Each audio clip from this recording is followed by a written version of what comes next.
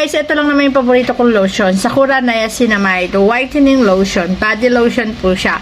Alam niyo po ba, pag tinry niyo to sa yung mga, pag nilotion niyo po to, makikita niyo, ang bango. Kasi, at saka, pag ginamit niyo tong lotion na to, hindi magdadry yung skin niyo. Sobrang ganda po siya. Grabe guys, ang ganda talaga na lotion na to. Sobrang ganda niya, ha. Ang bango nito, ha. Para ka na rin nagpabango pag gumamit ka nito. Para ka nagpabango na. Okay? So, wala ka na magiging problema. Okay? Kahit hindi ka na magpabango, pag ito ang gamit mong lotion, para ka na rin nagpabango sa bango.